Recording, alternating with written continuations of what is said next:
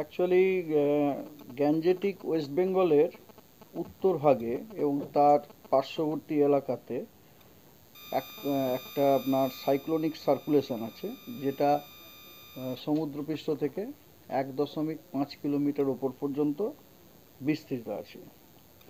এবং ওই cyclonic circulation থেকে একটা উত্তর দক্ষিণ বিস্তৃত একটা ট্রাফ লাইন রান করছে আপনার ওই সাইক্লোনিক সার্কুলেশন থেকে কোস্টাল অন্ধ্রপ্রদেশ পর্যন্ত। সেটা আমরা দেখতে পাচ্ছি সমুদ্রপৃষ্ঠ থেকে 0.9 কিলোমিটার উপরে।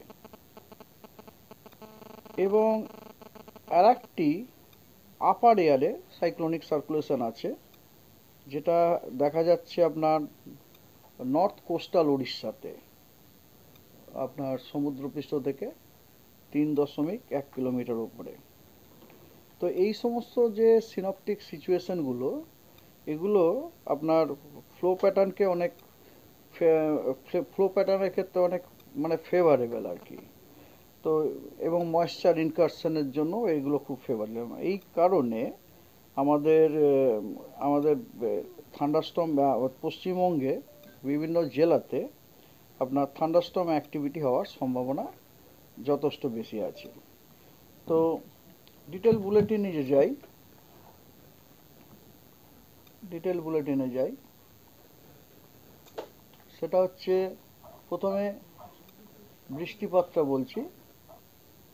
যেমন আজকে আজকে মানে আজকে সকাল 8:30 থেকে আগামীকাল সকাল 8:30 পর্যন্ত উত্তরবঙ্গের সবকটি জেলাতেই অনেক স্থানে হালকা এবং মাঝারি বৃষ্টিপাত হওয়ার সম্ভাবনা আছে।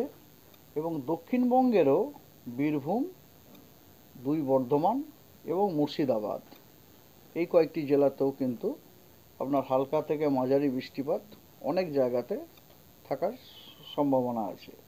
আর এছাড়া আপনার দক্ষিণবঙ্গের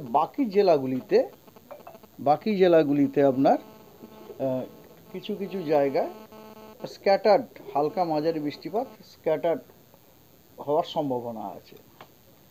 এটা গেল আজকে। আগামীকাল একদম সেম পরিস্থিতি, একদম সেম। উত্তরবঙ্গের সবকটি জেলা এবং দক্ষিণবঙ্গের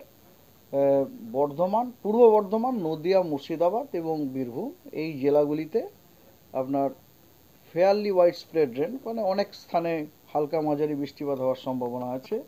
এবং দক্ষিণবঙ্গের বাকি জেলাগুলিতে স্ক্যাটার্ড রেনফল হওয়ার সম্ভাবনা আছে, মানে বিক্ষিপ্তভাবে 2-1 জায়গায় হওয়ার সম্ভাবনা আছে। আর তৃতীয় দিনও একই পরিস্থিতি উত্তরবঙ্গের ক্ষেত্রে, খালি দক্ষিণবঙ্গের কয়েকটি জেলা বেড়ে যাচ্ছে। দক্ষিণবঙ্গের পশ্চিম বর্ধমান, পূর্ব বর্ধমান, নদিয়া, মুর্শিদাবাদ এবং হুগলি, এই জেলাগুলিতেও ফেয়ারলি ওয়াইড স্প্রেড রেন হওয়ার সম্ভাবনা আছে। অ্যালং উইথ উত্তরবঙ্গের সবকটি জেলাতেই ফেয়ারলি ওয়াইড স্প্রেড রেন হওয়ার সম্ভাবনা আছে। এগুলো সবই তীব্রতা কিন্তু হালকা এবং মাঝারি। চতুর্থ দিন রেনফলের ডিস্ট্রিবিউশন অনেকটা কমে যাচ্ছে। কেবলমাত্র নর্থ বেঙ্গলের এক্সট্রিম নর্থের যে 5টা জেলা আছে, অর্থাৎ দার্জিলিং, কালিম্পং, জলপাইগুড়ি, আলিপুরদুয়ার এবং কোচবিহার, এই জেলাগুলিতে ফেয়ারলি ওয়াইড স্প্রেড রেনফল হওয়ার সম্ভাবনা আছে। উত্তরবঙ্গের বাকি জেলাগুলোতে স্ক্যাটার্ড রেনফল হওয়ার সম্ভাবনা আছে। এবং দক্ষিণবঙ্গের সবকটি জেলাতেই 2-1 জায়গাতে বিক্ষিপ্তভাবে হালকা বৃষ্টিপাত হওয়ার সম্ভাবনা আছে। 8 তারিখে আপনার উত্তরবঙ্গের পরিস্থিতি একই রকম। উত্তরবঙ্গে কেবলমাত্র উত্তরের যে 5টা জেলা আছে, দার্জিলিং, কালিম্পং, জলপাইগুড়ি, আলিপুরদুয়ার এবং কোচবিহার, এই জেলাগুলিতে স্ক্যাটার্ড রেনফল হওয়ার সম্ভাবনা আছে, হালকা মাঝারি ধরনের।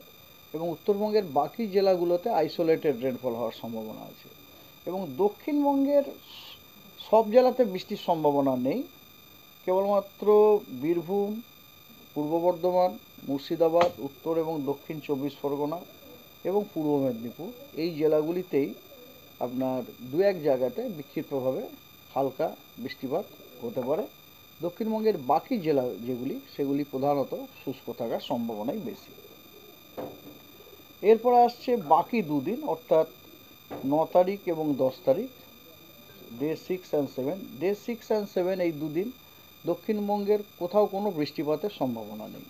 অর্থাৎ 9 তারিখ এবং 10 তারিখে দক্ষিণবঙ্গের কোথাও কোনো বৃষ্টির সম্ভাবনা নেই।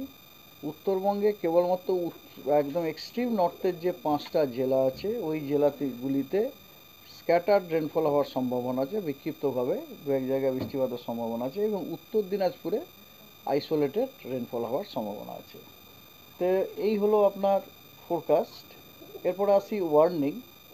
আজকে প্রথম কথা, আজকে পশ্চিমবঙ্গের সব জেলা, উত্তরবঙ্গ দক্ষিণবঙ্গ বোথ, সব জেলাতেই আপনার বিক্ষিপ্তভাবে দু এক জায়গায় বজ্রবিদ্যুৎ সহ বৃষ্টি হওয়ার সম্ভাবনা আছে, এবং তার সাথে ঝোড়ো হাওয়ারও থাকার সম্ভাবনা